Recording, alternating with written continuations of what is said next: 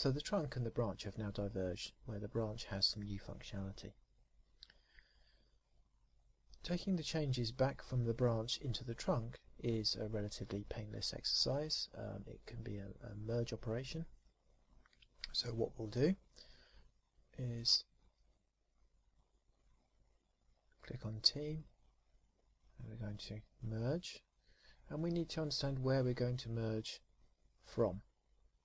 So at the moment we are in the trunk, and we need to say where we want to get our merge data from. So we're going to say here dev struct 12, which is that branch. Okay. And we will then do the merge. What you'll notice is you have an option to view a thing called a synchronization view, or synchronized view, within the system, which may be helpful if you're doing fairly complicated changes, and specifically if you have conflicts. In this particular example, what we've actually done is added some changes into a file which were made solely within the branch, so the file wasn't modified in the trunk. That will cause no conflicts whatsoever during the merge, and therefore it shouldn't be any problem at all. So I won't open that perspective just yet. And what we'll see is that we have a modified working copy within our trunk, which is up to revision 8 here.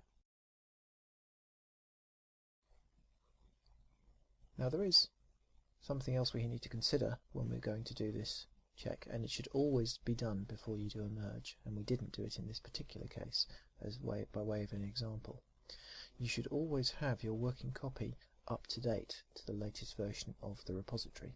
Otherwise the version can have problems in working out what should and shouldn't be committed back. So if I now do a commit,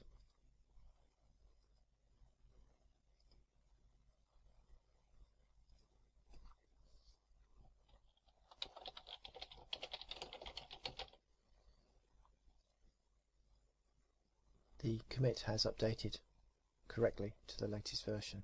If there'd been any conflict whatsoever, that would have caused a problem, because the working copy was not at the same version as the tip of the repository, but in this case it was something which we got away with.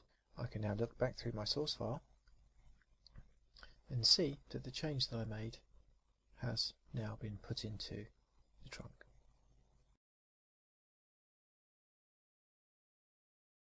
So the trunk is now effectively exactly identical to the branch. So we've done a successful branch and then a change within the branch and a remerge. The next example will be one whereby changes occur both within the branch and within the trunk, and the merge can then cause some conflicts which the user needs to resolve. So what we'll do